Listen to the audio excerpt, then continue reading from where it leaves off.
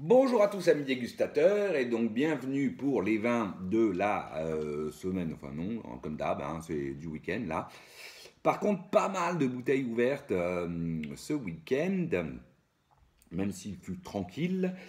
À commencer par ce Saint-Joseph en fait qui a été même ouvert il y a quelques jours.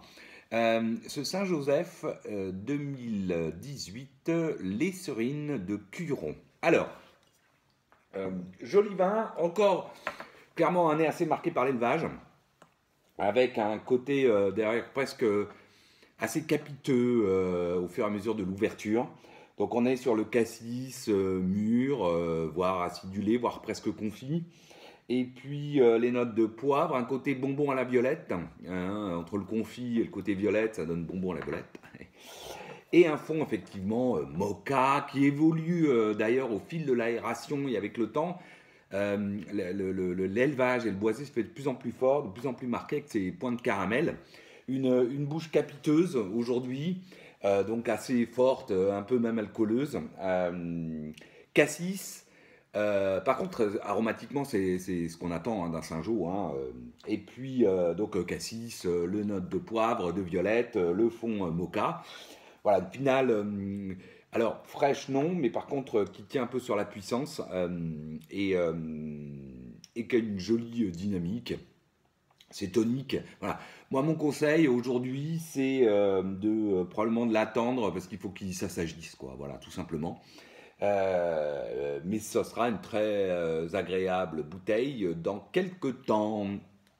Ensuite, ensuite, on a bu ça, un Saint-Aubin, donc du domaine Langoureux, c'est 2014 et c'est la cuvée en remis. Alors, cuvée que j'aime beaucoup, que j'aimais beaucoup, que je commandais vraiment très souvent, puis après, je sais pas pourquoi, je me suis un peu arrêté de prendre du vin chez Sylvain Langoureux, mais vu les prix de la Bourgogne, je pense que je vais y revenir, parce que c'est quand même de sacrés vins. Et ce en remis en est la preuve, donc un très joli nez, typique d'un beau chardonnay beaunois. On attaque sur le fruit blanc, puis les notes de citron, tarte citron meringuée, les petites notes de chèvrefeuille avec la composante vanillée d'ailleurs du chèvrefeuille, par contre assez marquée, ce qui lui donne un côté gourmand. Gourmand sexy, Thibaut Mignotte l'a repris là sur Facebook, voilà, je fais un clin d'œil. J'aime bien cette expression. Donc un fond entre eux, alors léger grillé qui va évoluer fumé, donc je pense que c'est plutôt un peu enfin plutôt l'élevage classique qui se fait ressentir. Belle bouche, alors large, ronde, mais très jolie fraîcheur qui tend le vin en dessous. Euh, avec cette belle matière là, bien ronde, un peu gras, avec un peu de gras là qui enrobe. C'est plein, c'est dense, joli final, tout en fraîcheur, et puis toujours sur ce côté, hein, tarte, enfin, fruits blancs, tarte citron meringuée, les notes chèvrefeuille, et puis le fond assez amande et fumé, voire avec une petite pointe de sésame grillé, d'ailleurs très agréable. Très classe. Donc un vin à la fois assez sexy, gourmand entre guillemets, comme souvent en Remilly, hein, qui est en jeunesse par exemple, je l'aimais beaucoup pour ça, mais qui s'est assagi avec le temps et qui a gagné en élégance, ce qui en fait un très très joli vin et un excellent rapport qualité-prix que ce en Remilly de Sylvain Langoureux. Ensuite, qu'est-ce qu'on a bu? Ah oui, on a mangé du canard. Alors moi sur le canard, soit je fais du local à Madiran ou en Cahors, mais là j'avais pas. Et donc l'autre accord évidemment qui marche très bien aussi, c'est le bon vieux Bordeaux. Et j'ai donc sorti un château Claire-Milon 2012 à Pauillac. Alors, Claire-Milon, c'est pas un château au départ sur lequel j'avais énormément d'attentes, souvent bien fait, bon, mais voilà. Et là, alors, Claire-Milon plus 2012, hein, 2012, moi je trouve c'est un très très bon millésime en rive droite, par contre jusque-là en rive gauche, j'aurais pas été particulièrement emballé. Et ben ma foi, là, très très belle surprise, alors peut-être parce que justement j'en attendais pas grand-chose, que ce Claire Milon 2012. Très bonnet, surtout très classe, voire aristocratique, de cassis, cassis mûr. Ensuite, on a les belles notes, alors plutôt épicées, on va dire bois précieux, de cèdre, qui évoque même presque par un moment un peu le menthol. Ensuite, une petite pointe qui donne de la profondeur de graphite ou d'encre, hein, voilà, hein, qui est un truc un peu plus en fond. Et sur un fond, alors par contre, surprise, un fond que j'ai trouvé moi plutôt cacaoté, plus que fumé tabac, ce qu'on trouve classiquement sur Pauillac, au nez en tout cas. Ce petit côté cacaoté, mais qui du coup, parce qu'il y a une légère amertume en fait, hein, je pense que c'est ça qui m'évoque probablement le cacao. Voilà, ensuite, très belle bouche, droite, charpentée, hein, on est à Pauillac, hein, charpentée, très beau tanin, soyeux, qui enrobe et la fraîcheur qui est là, et la structure de façon tout à fait élégante, voire classe, hein, c'est assez aristocratique, c'est droit, certes c'est sérieux, mais c'est très loin d'être austère. Euh, et puis, on va retrouver en bouche en plus le côté classique de Pauillac que j'adore. C'est-à-dire que les épices, ça attaque sur le cèdre, certes, mais après, ça bascule gentiment dans la boîte à cigares. Ça, j'aime beaucoup le tabac, la boîte à cigares. Toujours sur ce fond, alors un peu plus fumé tabac, mais avec ce petit côté cacao, voilà. Belle finale, fraîche, droite, avec un regain de puissance d'ailleurs, tout d'un coup. Voilà, donc, non, franchement, très joli Claire Milon 2012 qui m'a très agréablement surpris. Ensuite, qu'est-ce qu'on a bu? Un grand classique de la maison. Et là, d'ailleurs, c'était le drame. Et là, c'est le drame. Parce que je vais chercher le Riesling traditionnel de la maison. Et c'est la dernière. Et je parle bien sûr du Riesling Dry Exa du domaine Ganglinger. Et c'est donc le 2019. Je me suis donc empressé d'appeler Michel Ganglinger pour lui demander de m'envoyer des tarifs pour passer au 2020. Et ben, que vous dire si ce n'est que bah oui, les bouteilles se sont descendues toutes les unes après les autres sans qu'on s'en rende compte. Et d'ailleurs, celle-ci, la bouteille aussi. Pourquoi? Bah parce que c'est juste très très bon. Voilà, moi c'est un vin que j'aime beaucoup, très joli nez, plutôt fruits blancs à l'attaque. Ensuite, des belles notes pamplemousse, alors plutôt pomelos. Donc à la fois un petit peu d'amertume, mais aussi un petit côté un peu friand, sucré. Voilà. Belle note ensuite plutôt florale sur un fond de craie, assez crayeux et un très léger terpénique de type cire d'abeille, très léger. Mais c'est vraiment très joli. Belle bouche, droite. Alors un peu de gaz qui apporte le côté tonique, frais tout au long de la bouche. Belle matière qui enrobe tout ça. Finale fraîche, jolie persistance, toujours sur fruits blancs, pamplemousse, pomelos, le côté un peu floral, le côté un petit peu épicé, presque un petit côté même gombawa, vous voyez, un peu ces agrumes exotiques. Et ce fond très léger, cire d'abeille, voilà. Crayeux et cire d'abeille, voilà. Très joli vin, comme d'hab, que ce Dry Exa de Michel. Alors, évidemment, finalement, je regrette un peu parce que Dry Exa est aussi un Riesling, même si c'est son entrée de gamme, entre guillemets, qui se garde un Dry Exa, c'est très très beau aussi, entre 5 et 10 ans. Mais moi, j'y arrive pas, quoi. Voilà, j'y arrive pas, je les bois parce que c'est bon, alors je les bois. Et après, je me dis, de toute façon, faut boire le vin quand on l'aime, hein. C'est ça qui est important. Ensuite, la volaille du dimanche midi à l'Estragon, qu'est-ce qu'on a ouvert? Alors, on a ouvert deux vins parce qu'à un moment j'ai une petite frayeur. Le premier, là on rentre que dans des grands classiques de la maison, hein. Le premier, le domaine Barthes, donc à Marsanais, et c'est le Champ Salomon 2016. Alors pourquoi j'avais rapporté ce 2016? Comme j'avais fait avec 2014 l'année dernière, pour commencer un petit peu à regarder où ça en est 2016. Alors 2016, moi c'est pas un millésime qui m'a emballé. Je trouvais qu'il y avait de très jolies choses, puis il y avait des choses un petit peu moins bien, que ce soit d'ailleurs entre les domaines en Bourgogne ou même dans un propre domaine, il y avait des crus que je trouvais très jolies, puis d'autres, voilà. Alors qu'est-ce qui me déplaisait? Je trouvais en 2016 que d'abord beaucoup d'acidité, beaucoup de fraîcheur, et cette fraîcheur tendait vers même une acidité parfois vive, et surtout je trouvais qu'elle était faible, elle était faiblement enrobée par la matière, parce que par contre il y a de la matière d'un autre côté. Alors, de temps en temps, elle est mûre, elle est parfaite, elle enrobe bien cette acidité, mais de temps en temps, je trouvais qu'elle était un peu dissociée. Donc, on avait quelque part la matière, pas forcément super mûre d'ailleurs, ou pas toujours, et l'acidité de l'autre. Donc, je trouvais que ça faisait des vins pas super harmonieux. Voilà. Alors, du coup, qu'est-ce qu'il en est pour ce pour ce Champ Salomon, qui est un donc, très beau cru hein, de Marsanais, peut-être un des plus beaux crus de Marsanais, un des très jolis crus du domaine Barthes à Marsanais. Alors, au nez, d'abord, au nez, c'est frais, effectivement. On est plutôt sur la groseille, hein, groseille, alors un peu framboise, mais groseille. Ensuite, on a les notes, effectivement, fraîches, ronces sous bois, mais qu'on trouve traditionnellement dans le pinot. Je veux dire, rien de particulier là-dessus. Ensuite, on a le côté un peu épicé du pinot.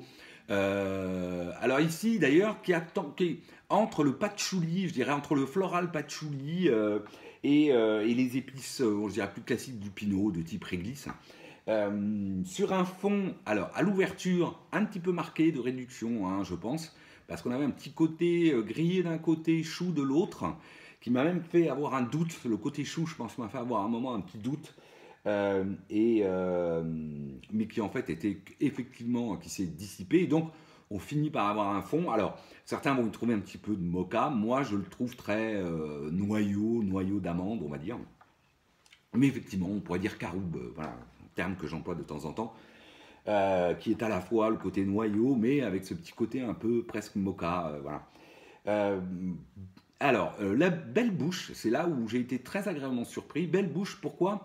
Parce que harmonieuse, et c'est vrai surtout, à 8 heures d'aération. Parce qu'à l'ouverture, on a bien ce côté attaque directe avec une grosse acidité, une vivacité qui vous entraîne tout de suite, qui n'est pas forcément ce que je préfère moi dans le vin. Il y a des gens qui adorent les vins très frais, très acides, très droits, presque acérés, qui aiment les Bourgognes comme ça. Moi, voilà, c'est pas mon truc. Enfin, c'est pas mon truc. J'aime bien, j'adore les Bourgognes, donc j'aime ça. Mais c'est pas ce que je préfère. C'est vrai que j'aime bien les millésimes chauds, moi, les millésimes mûrs, parce que j'aime bien quand le Bourgogne, je dirais qu'il est un peu plus, il est plus enrobé, voilà. Et là, sur ce 2016, bah, on attaque tout de suite très droit, presque vif. Et à 4-8 heures d'aération, le lendemain, j'ai ouvert le soir, et le lendemain, matin, eh bien, tout s'était mis en place. Et la matière, parce qu'il y a de la matière en 2016, la matière, les tanins, qui sont soyeux d'ailleurs ici sur Champ Salomon, avec une belle densité, parce que Champ Salomon, c'est souvent un vin qui a voilà, une belle structure, hein, assez, qui va de charpente, qui peut aller jusqu'à charpenter, de corpulente à charpenter, c'est-à-dire qu'il y a de la matière. Ces tanins enrobaient parfaitement tout d'un coup, en tout cas très bien, beaucoup mieux qu'à l'ouverture, l'acidité, ce qui donnait une cohérence, une harmonie à la bouche, très agréable, avec bien évidemment une finale, pour le coup, fraîche, ça c'est sûr, mais avec une belle empreinte. Voilà. Alors après, aromatiquement, je vous l'ai dit, framboise, on est sur grand classique d'un joli millésime, enfin d'un millésime bourguignon, je dirais classique. Donc plutôt fruits rouges, framboise, groseille, les notes de ronces de sous-bois, la pointe d'épices ici avec ce côté presque un petit peu patchouli, c'est marrant d'ailleurs, patchouli pivoine, floral pivoine, et puis le fond, on va dire noyau d'amande ou caroube, voilà, léger. Et donc finalement, plutôt agréablement surpris par ce 2016, voire très agréablement surpris, et surtout magnifique accord évidemment sur la volaille à l'estragon, mais ça on n'est pas surpris, c'est un grand classique, hein. Le beau pinot de Bourgogne sur le poulet, c'est très très bon. Alors comme j'avais un doute, j'ai ouvert un autre grand classique de la maison. Cette fois c'est un vin de Jean-Pierre et d'Étienne, je crois que c'est le premier millésime où Étienne était au domaine, donc le Volnay Vieille Vigne 2018, donc du domaine Voyot. Et là, d'ailleurs, c'était assez rigolo de les boire l'un à côté de l'autre. Donc, j'ai fait le coup à Sylvia de lui mettre servir 2 verres en aveugle. Et d'ailleurs, oui, Sylvia, alors, moi, je l'ai trouvé vraiment très agréable. Alors, un nez très expressif, tout de suite, très festif. Voilà. Là, le Volnay de Jean-Pierre, voilà, on est dans le vin festif, le vin, voilà, qui donne envie de se resservir. Très bonnet, alors fruits rouges et fruits noirs, donc on a à la fois la framboise, mais on a aussi un petit côté mûr sauvage, avec la petite pointe de ronce fraîche qui est là, hein, du pinot, des épices plus classiques, la réglissée, voilà, sur un fond à nouveau plutôt noyau amande, et effectivement Sylvia me dit, au bout voilà, la deuxième fois qu'elle met son nez sur le verre, elle me dit, mais dis donc, il y a un côté super gourmand là, un petit pointe de caramel. Puis c'est vrai que en remettant moi le nez dessus. Alors, est-ce que parce que Sylvia me l'a dit, c'est toujours pareil, hein, la dégustation c'est toujours un moment compliqué, on vous dit des choses, tout d'un coup vous allez les trouver. Alors, est-ce qu'elles y sont vraiment, est-ce que c'est mon esprit? Mais c'est vrai que la deuxième fois, j'avais, alors très léger, ce petit côté un peu caramel très léger, qui donnait un côté justement. Alors je dis à Sylvia, moi je trouve que le nez est très festif, très joyeux, très gourmand. Elle m'a dit, mais oui, mais c'est ça, c'est le petit côté caramel. Alors peut-être, peut-être. Voilà, belle bouche ensuite, surtout pour ce Volnay vieille vigne que je connais bien de Jean-Pierre et Étienne maintenant, il faut que je prenne l'habitude de le dire. Une bouche cette fois, alors d'habitude c'est une bouche plutôt charnue, hein, on va dire, c'est pas un monstre de densité de matière, le Volnay de Jean-Pierre.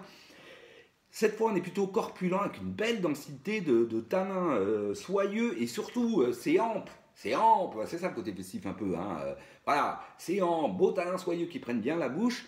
Et effectivement, alors, de la fraîcheur, oui, parce que même Sylvia me dit, ah bah tiens, disons, c'est marrant, j'ai un peu plus d'acidité moi dans le Volnay que dans l'autre, puis après, en regoûtant les vins et en milieu de repas, mais ah non, non, non, non, effectivement, 2016, il y a plus d'acidité que dans le 2018, mais il y a ce côté frais sur la finale. Alors moi, je pense pas que c'est de la fraîcheur, je pense que la finale du vin de Jean-Pierre, pareil, ça partit toujours dans la même histoire, il a un petit côté un peu chaleureux, voilà, un petit peu de puissance, un regain de puissance pour le Volnay de Jean-Pierre, pas si courant que ça, et qui est plutôt une puissance, je dirais presque alcoolique, voilà, sans que ça se ressente du tout l'alcool, hein, mais un petit côté chaleureux en finale, hein, qui donne du peps, cette puissance qui arrive tout d'un coup, qui donne vraiment du peps à cette finale, et donc qui donne l'impression d'un petit côté de fraîcheur quelque part, voilà. En tout cas, très joli vin aussi que ce Volnay vieille vigne de Jean-Pierre en 2018. Et puis alors lui aussi évidemment il tient très bien le poulet parce qu'il a un côté voilà, il a un côté un peu puissant qui dynamise bien la volaille comme on dit. Et puis pour ce soir, pour finir, donc très classiquement comme souvent quand on fait une volaille le midi, le soir on fait de la salade César et cette fois, pour une fois, j'ai pas ouvert un Sancerre, parce que d'habitude j'ouvre un Sancerre, mais parce qu'on a aussi du coleslaw fait maison à finir. Et donc j'ai ouvert un coteau du Languedoc, Preshnob, donc c'est Rostin, en blanc, et c'est 2020. Et voilà, moi alors, Preshnob c'est un domaine que j'aime beaucoup, enfin j'aime beaucoup Rostin en général, hein, évidemment, la côte rôtie, etc. Mais j'aime bien aussi ce qu'il fait du côté du Languedoc, avec ce domaine Preshnob, et je peux vous le confirmer que ce blanc est un très joli blanc du Languedoc, avec un très beau nez, qui sur le fruit jaune, et voir la pêche, presque l'abricot, enfin voilà, on a ce côté-là très agréable, friand de fruits du sud, du soleil de l'été. Ensuite, bien équilibré par les notes, on va dire plutôt garrigue, herbes séchées, hein, qui apporte un peu de la fraîcheur. On a une petite pointe presque anisée, voilà, très agréable, qui aussi donne un peu de fraîcheur. Sur un fond plutôt, on va dire, allez, d'amande, oui, c'est sûr. D'amande presque avec le petit côté amertume de l'amande. Hein, et très léger, on va dire, cire d'abeille, une petite chose comme ça. Voilà. Ensuite, on a une belle bouche ronde, avec le gras qui va bien, assez de puissance et de la structure qui tient le vin tout du long. Une finale, alors par contre, une finale vraiment puissante, voilà, ça envoie. Là, c'est justement pas de la fraîcheur, à nouveau comme dans le Volnay de 2018.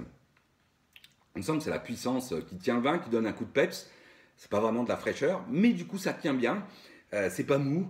Et c'est très agréable. Par contre, c'est à boire frais. Je pense qu'au réchauffement, par contre, la petite puissance alcoolique de la fin, là, on doit la sentir beaucoup plus. Ça doit devenir un peu chaleureux, voilà. Donc, à boire fresque. Donc, je vais m'empresser d'aller la remettre au frigo. Voilà. Je vous remercie. Je vous souhaite à tous une excellente semaine et je vous dis à la semaine prochaine. Salut!